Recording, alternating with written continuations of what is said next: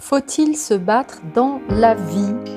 Je voulais aborder ce sujet avec vous parce que dès notre plus jeune âge, on nous apprend que pour réussir, il faut se battre, que pour être le meilleur, il faut se battre, que dans son travail, il faut se battre, que pour garder sa bien-aimée ou son bien-aimé, il faut se battre. Alors, bienvenue sur cette vidéo. Je vous propose aujourd'hui de faire le point sur cette croyance. Et avant ça, abonnez-vous à cette chaîne et on se retrouve tout de suite après.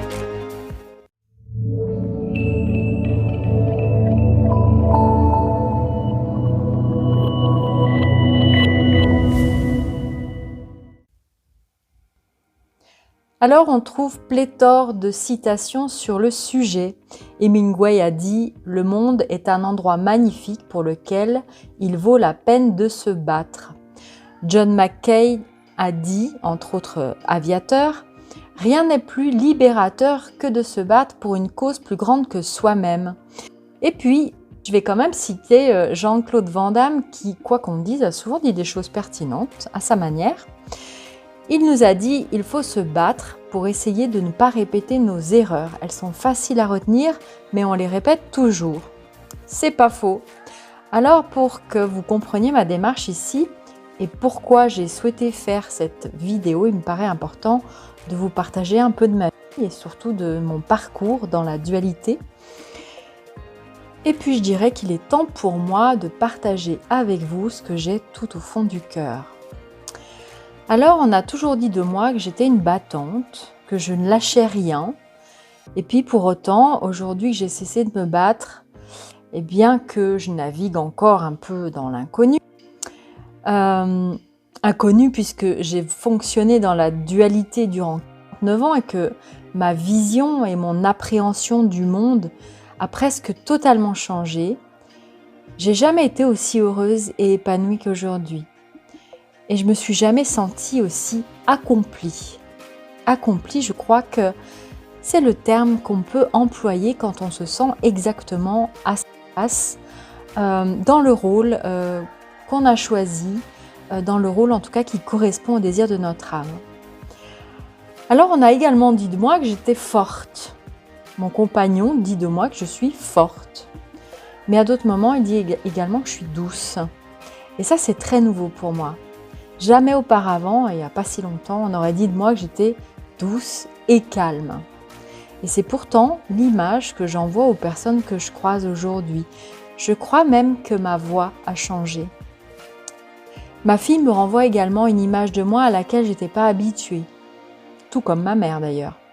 Ma mère qui a toujours été réfractaire au développement personnel, a acheté il n'y a pas longtemps, il y a un peu plus d'une année, un livre de développement personnel.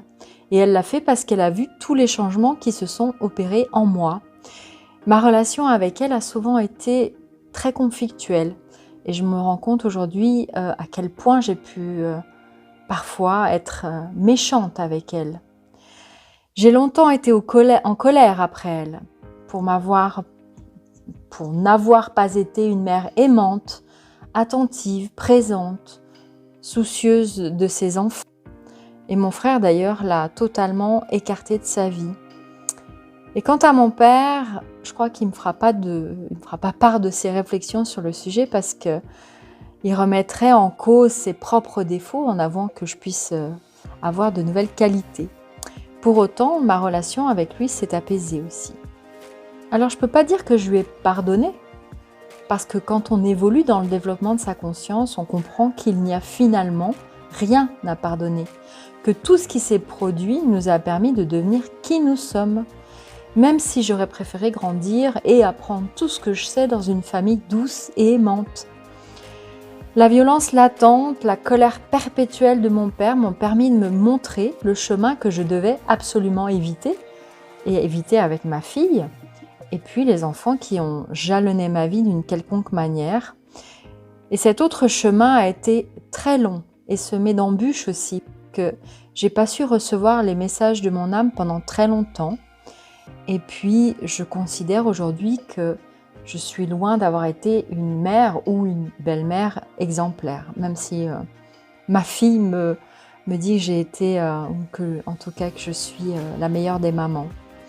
Je me suis souvent battue à l'école. Je me rappelle ma petite voisine qui venait me chercher quand un garçon l'embêtait. Et je me suis battue même au lycée. Je suis partie de chez ma mère quand j'avais 15 ans et pendant 34 ans, les 34 ans qui ont suivi, j'ai continué à me battre. Pas seulement pour savoir qui avait raison ou tort, ou pour être la meilleure, mais aussi pour survivre des fois. J'ai eu des compagnons violents, avant d'avoir un mari violent. Hormis le père de ma fille qui restera un homme à part durant 5 années de ma vie. Et puis, il y a bientôt 20 ans, j'ai décidé que je devais tracer un trait sur la violence et j'ai fui. J'ai quitté la région où je vivais en prenant juste quelques vêtements et les jouets de ma fille et je suis partie vivre proche de mon père avec la certitude que je devais absolument régler ce que j'avais à régler avec lui pour pouvoir éliminer la violence de ma vie. Alors, je ne l'ai pas fait aussi bien ou comme j'aurais voulu le faire, mais en tout cas, ça a bien fonctionné et je n'ai plus eu de compagnons violents dans ma vie et les quelques relations que j'ai eues dans ce laps de temps étaient ce qu'elles étaient. Pourtant, j'ai continué à me battre pour réussir à me relever de ce mariage dévastateur, pour réussir dans mon travail, pour pouvoir acheter des biens, pour créer ma société. Là, je me suis énormément battue. Et puis un jour, il y a 3 ans, j'ai quasi tout perdu. J'ai pris conscience à ce moment-là que plus que ma faculté de me battre, j'avais la faculté de croire en quelque chose de plus grand que moi. J'avais cette foi indicible en ce que l'univers m'apporterait toujours tout ce dont j'ai besoin pour vivre, pour manger, pour boire, pour avoir un toit. Parce que malgré toutes les épreuves que j'ai traversées, ça avait toujours été le cas. Et bien que ça n'ait pas toujours été dans les conditions que j'aurais souhaité, j'ai finalement jamais manqué de quoi que ce soit qui ait en tout cas mis ma vie en péril. Et puis j'ai alors compris que ça ne tenait qu'à moi de vivre en étant heureuse et en me sentant accomplie et abondante. Alors comment j'ai compris que je devais cesser de me battre et surtout comment je vis aujourd'hui que j'ai cessé de me battre. Les paroles de Mère Teresa ont changé ma vie et d'ailleurs elles résonnent encore en moi chaque jour parce que chaque jour on trouve une nouvelle raison de se battre, qu'elle soit petite ou grande. Cette citation renferme à elle seule les trésors d'une vie de paix et d'amour. Mère Teresa nous a dit « Ne m'invitez pas à manifester contre la guerre car je ne viendrai pas. Mais si vous m'invitez à manifester pour la paix, j'y serai. » Alors j'ai mis du temps à intégrer ces préceptes et à les implémenter dans mon quotidien. Qu'est-ce que ça signifie concrètement ? Eh bien ici, on touche de près le pouvoir de l'intention. On comprend que l'action de se battre est totalement différente de l'action de tout mettre en œuvre pour obtenir ce qu'on désire. Se battre, c'est le prolongement de la colère et de la peur. Tandis que lorsqu'on désire œuvrer pour obtenir quelque chose, on donne une toute autre énergie à nos actions, à nos pensées et à nos paroles.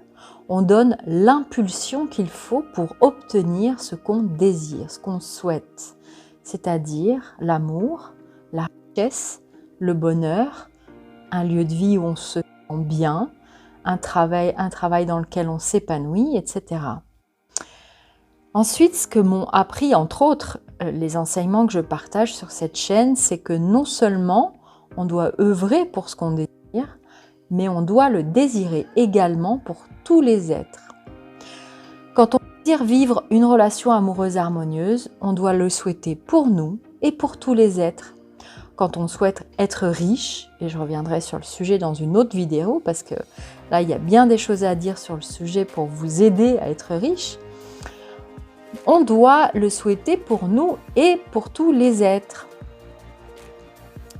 L'homme qui m'a fait découvrir une partie des enseignements que je partage, je parle de ceux de Grigory Grabovoï, très controversé par la googlisation ou la googlisation, comme vous voudrez, mais pas moins passionnant et criant de vérité, m'a également fait part de ses expériences et du fait qu'à force de travail acharné sur le développement de sa conscience et de son abondance financière, il est devenu millionnaire. Et puis un jour, il a tout perdu. Il a tout perdu parce qu'il n'a souhaité cette abondance financière que pour lui et pour lui seul, de manière très égoïste. Et d'ailleurs, il le reconnaît très facilement. Et c'est également ce qui m'est arrivé il y a un peu plus de 3 ans, quand j'ai quasi tout perdu. Le fait de souhaiter que les autres deviennent aussi riches que soi, et le terme riche ferme lui aussi bien des significations, ça ne nous rend pas plus pauvres. Ça nous permet au contraire de nous alimenter de cette énergie de tous les êtres qui ont le même souhait que nous. Bref, je ne m'étendrai pas davantage sur ce sujet dans cette vidéo parce que ce n'est pas l'objectif et puis je reviendrai dessus une autre fois. Alors maintenant que nous avons compris ce que signifie cette phrase de Mère Teresa, comment dans mon quotidien je l'ai mis en œuvre? Et là encore, je vais entrer un peu plus dans ma vie privée et vous parler de mes expériences. Alors tout d'abord, parlons de ce qui s'est passé en septembre 2019. À ce moment-là, je ne m'épanouissais plus du tout dans ma vie professionnelle et je décidais, après 11 années de bons et loyaux services dans cette société que j'avais créée et qui était comme un bébé pour moi, de tout arrêter et d'émigrer ensuite. Donc j'avais à ce moment-là ce désir d'une vie plus paisible, plus empreinte d'amour, de paix intérieure, de sérénité. Seulement, je ne savais pas encore comment j'allais procéder et j'avais encore aucune idée de ce que ça pouvait représenter de vivre comme ça, d'être dans cet état d'esprit, dans cet état de vie. Et j'étais prête comme jamais à me battre pour obtenir ce changement de vie que j'avais trop longtemps repoussé. 3 ans après, pour être exact. Et malgré tout, j'étais loin d'imaginer la suite des événements et plutôt que les choses se passent gentiment et en douceur, j'ai dû me séparer de la maison que j'avais dessinée et construite 2 ans auparavant. J'ai dû faire face à des problématiques que j'avais absolument pas envisagées, notamment dans mon travail. Mais en bonne combattante, je trouve un travail convenable de salarié, je fais face à mes obligations, je déménage en Suisse et je me trouve confrontée à ce fossé qui sépare la chef d'entreprise et la salariée qui ne doit surtout pas faire de vagues et encore moins aller trop vite. Alors en bonne combattante, encore une fois, je décide de montrer ce dont je suis capable, envers et contre tout. Et cette période a duré 18 mois et j'ai plus appris pendant ces 18 mois qu'en 34 ans, grâce à cette citation de Mère Teresa que j'ai fini par comprendre véritablement. Ce que j'ai appris, c'est d'abord l'humilité. On m'a clairement demandé de me taire pendant des séances importantes avec des hauts dirigeants et même si j'avais des réponses à apporter, il a fallu que je me taise. Et ce que j'ai appris d'autre, c'est de me concentrer sur ce que je désire vraiment. J'étais enfermée dans ces schémas de battante, de chef d'entreprise, de meneuse, de celle qui dirige et qui contrôle tout. Mais tout ça, ça ne m'appartenait plus. Et ces 18 mois douloureux m'ont permis de comprendre enfin cet adage. Donc, au terme de ces 18 mois, j'ai finalement été licenciée de manière très brutale. Forcément, quand on se bat, on obtient des choses brutales. Et si j'avais la clairvoyance d'aujourd'hui, je l'aurais su dès les premiers instants. Alors, je me suis retrouvée à l'aube de mes 50 ans pour la première fois de ma vie au chômage. Et quand je suis allée au guichet de l'Office régional de placement, je me voyais déjà ne plus pouvoir payer mon loyer, voire ne plus pouvoir m'acheter à manger. Une image de moi au fond de mon canapé avec un pack de bière m'est soudainement apparue et je suis vraiment pas fan de bière. Alors ça fait peut-être cliché, mais ça tient plutôt d'un symbole que d'une comparaison. Alors ne vous sentez pas visé si vous aimez passer du temps dans votre canapé en buvant une bière. Bien entendu, en bonne combattante, j'ai tout de suite rédigé un méga curriculum vitae Mes obligations en tant qu'inscrite au chômage étaient d'envoyer au moins 5 à 6 candidatures par mois et bien entendu, j'en ai envoyé plusieurs dizaines. Mais finalement, je revenais toujours à la même chose, au même job, aux mêmes fonctions et je n'aboutissais à rien, je n'obtenais aucun résultat.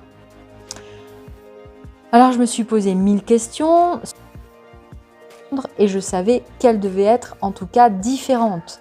Ça faisait un moment que j'avais envie d'œuvrer pour les autres, donner tout ce que j'avais à donner, d'enseigner tout ce que je pouvais enseigner. J'ai cette force en moi, cette faculté d'accepter le changement, cette faculté de résilience. J'ai déménagé 33 fois dans ma vie, puisque je viens d'emménager au 1er janvier, et en un claquement de doigts, et je rencontre aujourd'hui des personnes qui n'ont jamais vécu en dehors de leur village. Donc chaque personne qui compose leur entourage, proche ou lointain, a toujours été là. Des personnes qui ont peur à l'idée de changer de voiture ou même de changer de marque de café. La peur, c'est ce qui nous oblige à nous battre, n'importe quelle peur.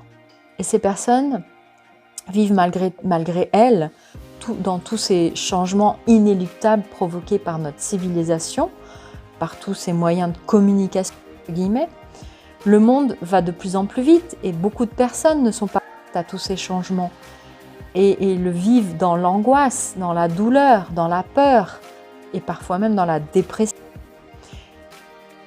Et aujourd'hui, j'ai envie d'aider toutes ces personnes à travers mon apprentissage des enseignements de Grégory Grabovoy et puis grâce à Jean-Marc Meyer aussi qui sait merveilleusement lire votre thème astral et le rapprocher des séquences numériques de Grégory Grabovoy, il m'est apparu l'étoile Al-Bali. Et cette étoile m'a dit de mettre ma combativité au service des autres. J'ai donc travaillé avec cette séquence numérique Al-Bali, 8, 5, 9, 3, 1, 7, 2, 1, 9, 6, 8. Et avec la séquence numérique chemin de vie, 5, 9, 8, 7, 9, 8, 1, 4, 9, 5, 1, environ un mois.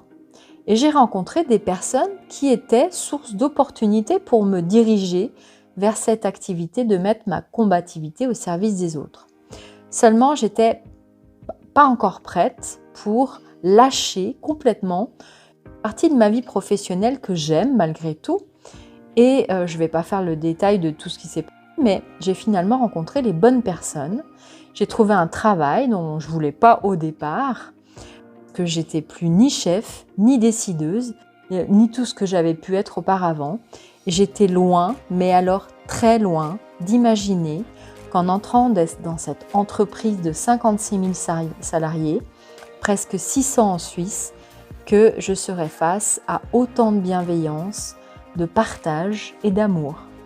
Et j'étais loin d'imaginer que je ferais ce travail que j'ai aujourd'hui en tant qu'ambassadrice dans l'industrie, puisque j'avais au départ postulé pour un autre poste. Et finalement, c'est comme si je n'avais gardé de mon ancienne vie professionnelle que ce qui me transportait, que ce qui me faisait vibrer, c'est-à-dire l'aspect relationnel, tout en me permettant, moi qui travaillais presque 7 jours sur 7, d'avoir du temps libre pour pouvoir me consacrer non plus à me battre pour obtenir ce que je désire, mais à œuvrer pour obtenir ce que je souhaite. Et la cerise sur le gâteau, c'est que je peux partager ce nouveau mode de vie pour moi, avec tous les êtres qui le souhaitent, avec tous ceux qui souhaitent vivre une vie harmonieuse, heureuse et abondante. Alors maintenant, en toute humilité, je vais reprendre les 3 citations que j'ai évoquées tout à l'heure, et puis nous allons les transformer selon les préceptes de Mère Teresa. Donc, Hemingway nous a dit « Le monde est un endroit magnifique pour lequel il vaut la peine de se battre » et nous dirons « Le monde est un endroit magnifique où nous pouvons nous épanouir et œuvrer pour notre bien et pour le bien de tous. » John McCain qui a dit « Rien n'est plus libérateur que de se battre pour une cause plus grande que soi-même », eh bien nous dirons « Rien n'est plus libérateur que d'œuvrer pour une cause plus grande que soi et que tous les êtres. » Et puis enfin, que Jean-Claude me pardonne, il nous a dit « il faut se battre pour essayer de ne pas répéter nos erreurs. Elles sont faciles à retenir, mais on les répète toujours. Et je rappelle au passage qu'essayer, c'est échouer. Nous dirons donc, nous mettons tout en œuvre pour apprendre des leçons que nous offre la vie, car elles sont faciles à retenir et donc à répéter, de manière à faire voler en éclats les barrières de notre subconscient et nous offrir la vie harmonieuse, heureuse et abondante que nous méritons tous. Sur ces belles paroles, je vais simplement évoquer une dernière citation sur laquelle je travaille encore et qui fera sans doute l'objet d'une prochaine vidéo. C'est une citation de l'abbé Pierre. « Il ne faut pas attendre d'être parfait pour faire quelque chose de bien. » Je vous souhaite à toutes et tous une merveilleuse journée ou une merveilleuse soirée. N'oubliez pas de vous abonner à cette chaîne et d'actionner la cloche. Ce sera en tout cas un grand soutien pour moi. Je vous remercie. Je vous dis à très bientôt. Bye bye.